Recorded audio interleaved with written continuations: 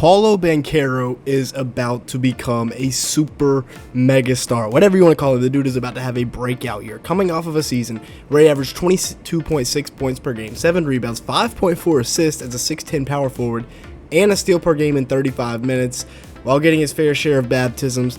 He shot 46% from the field, 34% from 3, so not exactly elite shooting splits, but he did improve upon a lot of things. He went from 3.7 assists in his rookie year to 5.4 in his sophomore year.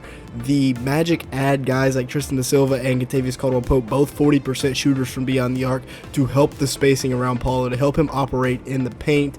In the playoffs, he averaged 27, 8.6, 4, and a steal per game.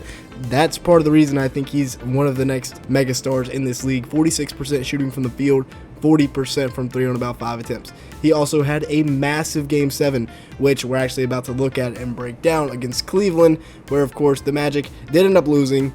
He dropped 38 and 16, though, in his first Game 7 as an NBA player in just his second year in the league as, what, a 21-year-old? Now, yes, he was 10 of 28 from the field, which isn't great. 50% from 3, though, that's not bad. And like we said, he did a fantastic job facilitating this year. Right here, he's going to see both. I believe that's Okoro and Mitchell go with him. He swings it out to Jalen Suggs for the 3-ball, an area which he's very improved this year. Here's the defense, just by himself, going up and sticking that one against the glass. Remember, he is 6'10" with a 7'2" wingspan. And the way he moves, hear me out, the way he moves kind of reminds me of a young LeBron. All right, now you can say that about a lot of guys. The jumper is definitely improving for Paolo Banchero. I can't be the only one that sees that. Watch this defense right here. This is fantastic. Makes Garland think that he is playing up, but in reality, he's in drop coverage, and he is able to play both right here. Pretty much as good as you can, and an errant pass by Garland, you don't jump the pass, but still he plays that very well, showing off the smoothness right here. I mean, he pretty much went 4-on-1. Yes, Isaac's down there in the corner, but that is a 4-on-1 push cross, pretty much 5-on-1 push cross into a Euro over Sam Merrill. That is tough right there. Something else that's tough is when you get him at the free throw line, and that's what they are able to do right here with this pick and roll when they use him as the screener. They'll also use him as the guard, and we'll talk about that later. But here he has LeVert and the minivan bumping into each other, falling down, and he just gets a wide open lane to the basket. Now here he is clamping up Evan Mobley. Not an easy job. He's 2 inches shorter than Mobley, and he still locks him down. Here he is getting to the rim. That's a grown man finish right there. He's got somebody draped all over him. Another guy coming from the opposite side, pause, and he still gets the finish to go. Double pause, goodness gracious. Anyways, and then once again, they use him as the screener. This time it's a pick and pop, and he gets out on the perimeter, knocks it down.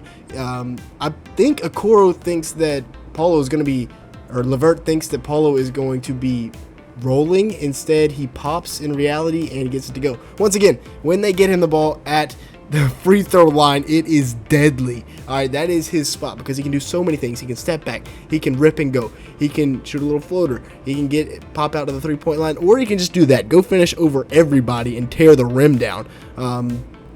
He also is fantastic at getting to the rim and then finishing his shots that he's missed.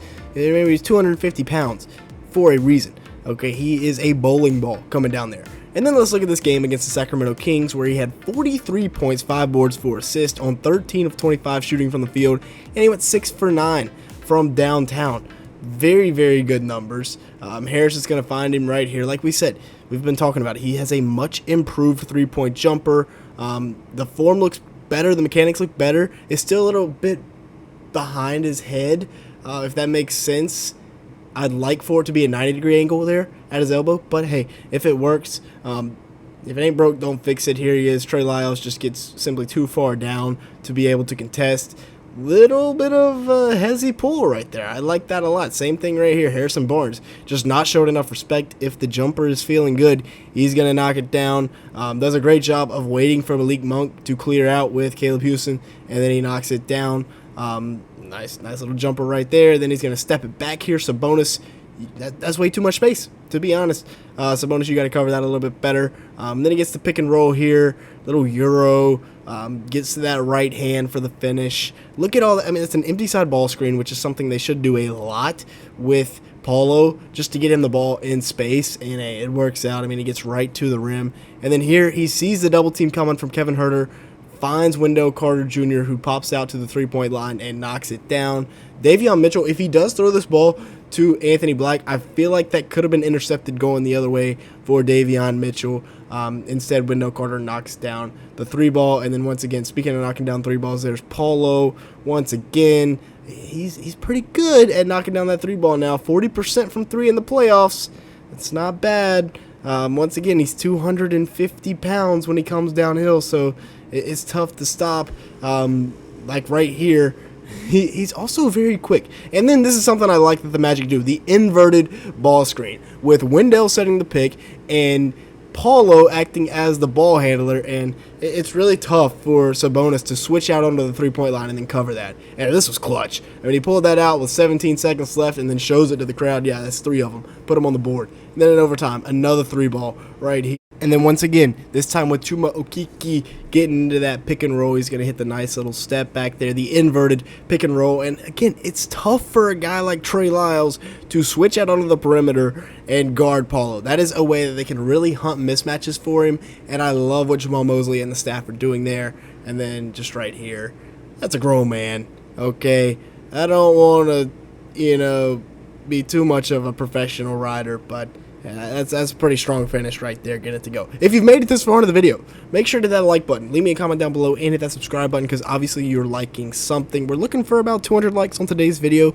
If we can get there, it'd be greatly appreciated. Also, hitting that subscribe button would really help us out as well. NBA season coming out. Hit that post notification bell because we're going to be posting every single day. Now, with that being said, let's take a look at the new weapons real quick.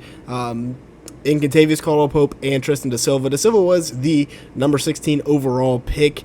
He averaged 16 points a game last year for the Colorado Buffaloes, 5.1 rebounds, 2.4 assists, and 1 steal in 34 minutes a game.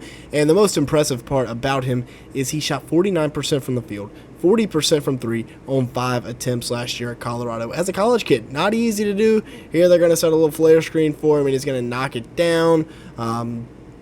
And then, once again, just knocking down the three ball. Comes to the open area, quick release, bang. And then you have Kentavious Caldwell-Pope, who is an elite 3-and-D wing that they added. Pretty much the perfect addition. Yes, they had to overpay a little bit, but the perfect addition to this team. A veteran wing, averaged 10 points a game, 2.4 assists, 2.4 rebounds, and 1.3 steals. You can run the offense through him if you'd like. He also shoots 41% from three on 4 attempts, 46% from the field overall. Here he is running the court. Little transition three ball that is tough. You add these two guys to, complaining to the ref, and then a second later is going to catch a pass from Jokic and knock it down, and then stare the ref down as he goes down the court. What kind of veteran leadership? I don't see anything better in the league than that. And then you have Jalen Suggs, who also massively improved his three-point percentage. So you add those three shooters around Paolo this year, who was a force going downhill. Same thing with Franz Wagner, who we didn't even talk about, but this is a Paolo video. Goodness gracious, yeah. I'm ready for Paolo this year. If you did enjoy today's video, make sure to hit the like button and leave me a comment down below, as well as hitting that subscribe button. And with all that being said, thanks so much for watching today's video.